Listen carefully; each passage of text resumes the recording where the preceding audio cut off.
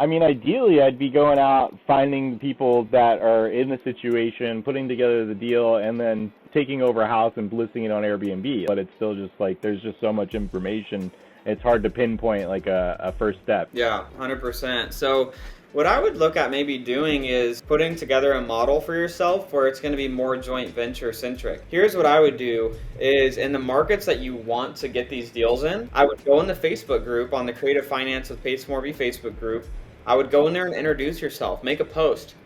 Hey guys, my name's Chase. I am looking to connect with investors, agents, different people in these couple markets. Post below who's in these markets, send me a DM, connect with those people. And then what I would also do is go on Facebook and then type in real estate investors, Seattle, Washington. Try to find 4 to 8 different groups. It depends, different markets have different amounts. And then going introducing yourself. Who's a realtor doing deals here? Who's a wholesaler doing deals here? Who's a fix and flipper, buy and hold, Airbnb?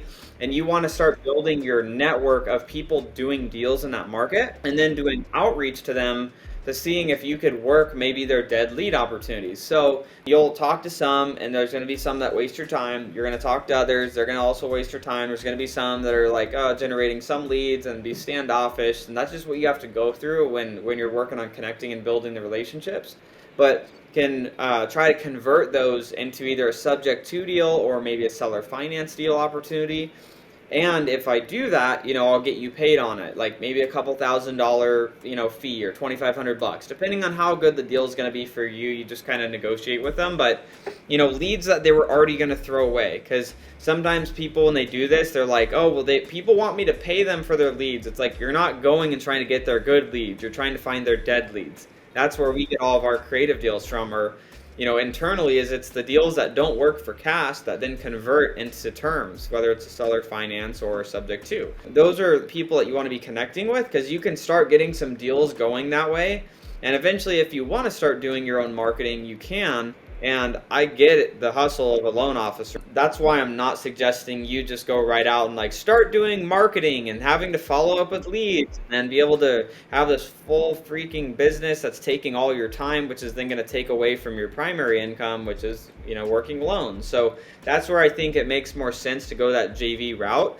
Because if you get opportunities that you're like, this is a good opportunity, there's money to be made here, either as an Airbnb or as a rental, you can go to the private money relationships you have. If you don't have the capital to do that deal, have them partner on it with you. It's not a bad idea bringing in someone and partnering on your first couple deals and giving away some of it, if it means you get those first couple deals done and you have the financial backing to make sure that deal is good. And then as you do those first couple, like riding a bike, you're gonna scrape your knee and oh crap, I shouldn't have bought in this area, or we furnished our Airbnb not as good as we should have, or oh, this type of property just isn't performing as good, or oh, this age of home is just not what I really want to own because of the repairs and capex, all that stuff. So kind of learn those things as you do those first couple of deals, and bringing in somebody that has money that would go into the deals with you, so you're $0 out of your pocket, you're just the hustle of helping put that deal together.